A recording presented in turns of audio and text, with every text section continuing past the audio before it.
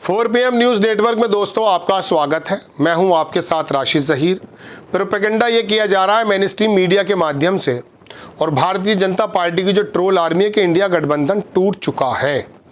India गठबंधन बना कब था? इसका कोई कार्यालय था? इसका कोई ब्यूरो था? इसका कोई संयोजक कन्वीनर था? ये 2024 के मद्देनज़र इकट्ठा हुए थे, इसमें कोई दो राय नहीं है। और मोदी जी के सामने भारत के इतिहास का सबसे मजबूत विपक्ष बनाकर खड़ा भी कर दिया था। लेकिन या ना तो ये पूरी तरीके से बना था और ना ये पूरी तरह से टूटा है। 2029 आएगा, अपने अपने हिसाब से फिर दोबारा इकट्ठे हो जाएंगे। कुछ लोग इधर चले जाएंगे, कुछ लोग इधर आ जाएंगे, फिर गठबंधन बन जाएगा। नाम चाहे कुछ भी रख सकते हैं आप। तो इंडिया गठबंधन को 100 बरस का या 7 जन्मों का रिश्ता समझ करके चलने वाले लोग अपने दिमाग से गलतफहमी निकालें कि इंडिया गठबंधन ना कभी था और ना टूटा है ना बना है। हाँ, ये बना हुआ है आदर्श रूप में, फिर जुड़ जाएगा जैसे सर जुड़ जाया करते थे। खैर, तो मैं आपको बताना ये चाहता हूँ, लेकिन कांग्रेस के मद्देनज़र ये एक अच्छा काम हो रहा है, उसकी सेहत के लिए अच्छा काम हो रहा है। ये अखिलेश यादव, ये शरद पवार, ममता बनर्जी, अरविंद केजरीवाल किस प्रकार से अडानी के आदमी हैं नहीं हैं हम नहीं कह सकते, लेकिन बात बात पे लगता तो यही है। कोई लेटर लिख देता आरएसएस के प्रमुख को, कोई अडानी के बारे में कहते हैं कि वो ज़रूरी मुद्दा तो यह है नहीं। तो इसका अंदाज़ा यह है कि ये लोग अलग अलग अपनी राजनीति अपने अपने प्रदेशों में करते हैं और कांग्रेस के मद्देनज़र ये बहुत बेहतर चीज़ है कि उसके कंधों से बोझ खत्म हो रहा है, ताकि उसको महसूस हो कि राहुल गांधी की जो अपील पूरे देश में बढ़ी है वो इंडिपेंडेंटली कांग्रेस की कितनी बड़ी है पता चल जाएगा। धीरे धीरे नई टीम अगर गठित करके राहुल गांधी मैदान में आ जाते हैं और जातीय समीकरण थोड़ा साध लेते हैं और लोकल छत्रपों को अपने साथ मिला लेते हैं और इकट्ठा कर लेते हैं। लोकल छत्रप नेता नहीं, लोकल छत्रप से मतलब है जो जातियों के जो जिस प्रकार के लीडर हैं, जैसे किसी ज़माने में गुजरात में आपने देखा जिग्नेश मेवानी, हार्दिक पटेल, ये तमाम लोग जब इकट्ठे हुए, ये कोई राजनीतिक पार्टी के लोग नहीं थे, अपने अपने समाज को प्रतिनिधित्व करने वाले लोकल छत्रप थे। तो भारतीय जनता पार्टी का हाल क्या हुआ? हाल ये हुआ कि इस बार से पिछले इलेक्शन की बात है कि 100 से नीचे आ गई थी भारतीय जनता पार्टी मोदी जी के इरा में। तो वजह यह है कि ये जो वज़न धीरे धीरे घटता जा रहा है, केजरीवाल जैसे हटे और अखिलेश यादव ने और उद्धव ठाकरे ने और ममता बनर्जी ने उन्हें समर्थन दे दिया। इसका मतलब ये नहीं है कि इंडिया गठबंधन ख़त्म हो गया है। हाँ, कांग्रेस से थोड़ी जिम्मेदारी कम होनी चाहिए और हो रही है। तो ये जो एक प्रोपेगेंडा किया जा रहा कि इंडिया गठबंधन खत्म है, ये मैंने आपको बताया ना कि ये कोई आधार, इसका कोई मैनिफेस्टो ऐसा बना थोड़ी था। ये तो फिर इकट्ठे हो जाने वाले लोग हैं, फिर इकट्ठे हो जाएंगे जब मोदी जी आएंगे 2029 में, या प्रदेशों में तरह तरह से इकट्ठे हो सकते हैं। ज़्यादातर तो कांग्रेस इंडिपेंडेंट अकेले ही लड़ती है ना, चाहे गुजरात हो, राजस्थान हो, मध्य प्रदेश हो, हिमाचल हो, हर जगह। और बल्कि महाराष्ट्र और उत्तर प्रदेश में तो मैं ये कहूँगा कि अच्छा हुआ है, अखिलेश यादव अलग लड़ेंगे तो ज़्यादा बेहतर है। साथ लड़ेंगे तो 200, 250, 300 सीटों पर जब कांग्रेस का कैंडिडेट नहीं होगा तो वहाँ का ब्राह्मण वोट, परंपरागत वोट कहाँ जाएगा? वो बीजेपी में चला जाएगा। इसी तरह से महाराष्ट्र का मैदान खुल गया है, खाली है। राहुल गांधी की अपील है और राहुल गांधी को ये सोचना भी चाहिए कि आखिरकार उसके पीछे इन गठबंधनों से ज़्यादा मेन जो कम्युनिटीज़ हैं उनके पीछे किस प्रकार से जाना है।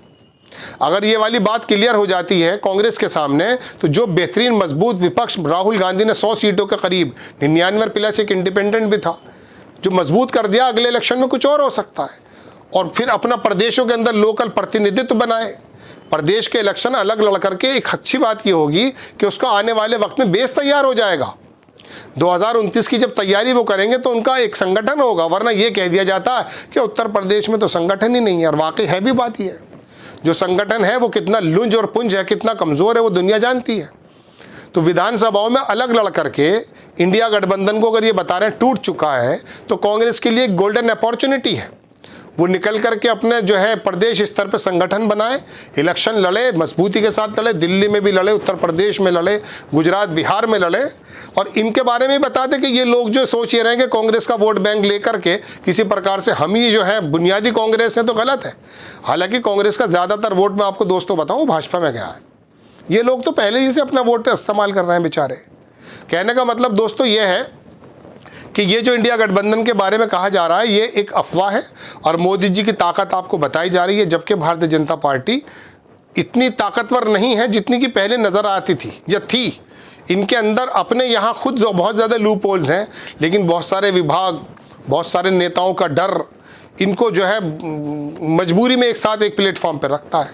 लेकिन जैसे ही एक दो नेता ऊपर नीचे हुए, योगी आदित्यनाथ जी ने कोई खलबली मचाई, आपको पता चल जाएगा कि किस प्रकार से भरभरा कर गिर जाएगा। तो इंडिया गठबंधन के बारे में एक बात और अर्ज कर दूं दोस्तों कि ये ना बना था और ना ये बिखरेगा, ये बना हुआ है और बना हुआ रहेगा। ये सिर्फ हालातों के हिसाब से कुछ नेता इधर कुछ नेता उधर आते रहेंगे।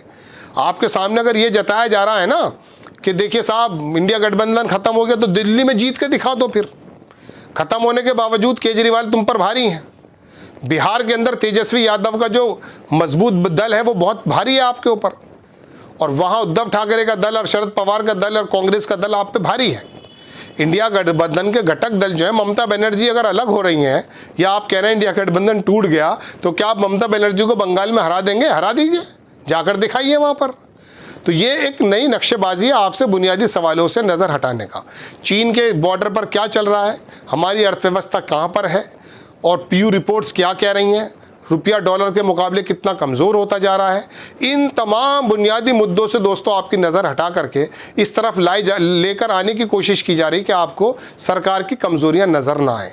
अलबत्ता गठबंधन जो है ना, वो पहले भी अपनी मुफाद की राजनीति कर रहा था, आगे भी करेगा। हाँ, कभी कभी ये एक पैन स्तर पर, नेशनल स्तर पर इकट्ठे हो जाते हैं, जैसा कि बीजेपी हुई है और एनडीए हुआ है। 9.5 बरस तक मोदी जी को एनडीए का नाम याद नहीं आ रहा था, लेकिन जैसे नीतीश कुमार ने इंडिया गठबंधन बनाया शुरुआत में, तभी इन्होंने 9.5 बरस बाद उनसे ज़्यादा दलों को, उन दलों के नाम भी नहीं पता होंगे मोदी जी को, कितने उसमें कैंडिडेट हैं कितने नहीं हैं, सबको वहाँ दिल्ली के 5 स्टार में बुलाया। बहुत से लोग तो दरादर यूँ करके देख रहे होंगे ये कौन सा होटल है। किसी में तो कोई विधायक नहीं था, किसी में कोई जो है मैं बता दूँ कि लोकसभा का मेंबर नहीं था, लेकिन इकट्ठे किए गए। कहीं ना वो है ना भानुमति का कुनबा, क्या है उसकी मिसाल है कि यहाँ का ईंट वहाँ का रोड़ा, भानुमति का कुनबा जोड़ा, ऐसे आपने जोड़ा, लेकिन अब वो फिर गायब है। लेकिन 2 लोगों का नाम आता है गठबंधन में भी, एक नीतीश कुमार का, चंद्रबाबू नायडू का। चूँकि आप 240 पर रुक गए, 272 आपके पास आए नहीं है। बाकी चिराग पासवान हो गए, मांझी एक सीट पर आ गए हैं, और तुम्हारा एक वो क्या कहते हैं अजीत सिंह का लड़का है, ये सब तमाम है। अब टूटने की अगर बात कहें तो मांझी जो है वो एक दिल्ली के अंदर कह रहे हैं कि गठबंधन टूट गया, एनडीए, हम अलग लड़ेंगे इंडिपेंडेंट, तो इससे कोई फर्क थोड़ी ना पड़ने वाला है। मांझी की कितनी वोट है दिल्ली प्रदेश के अंदर है। मांझी अगर अलग लड़ेंगे भी तो मोदी जी को कितना नुकसान पहुँचा देंगे। तो ये एक सिनेरियो आपके सामने बनाया जाता है ये दिखाने के लिए कि मोदी जी के सामने कोई नहीं है। अलबत्ता इंडिया गठबंधन जैसे था ऐसा ही है, और 2029 में फिर दोबारा से मजबूती से खड़ा हो जाएगा, और ज़्यादा शायद नीतीश कुमार इधर ही आ जाए तब। आपको खबर कैसी लगी अपनी राय कमेंट्स बॉक्स में ज़रूर दीजिए। चैनल को सब्सक्राइब कीजिए, शेयर कीजिए। नेक्स्ट टाइम मैं किसी खबर के साथ हाजिर हो जाता हूँ। जय हिंद।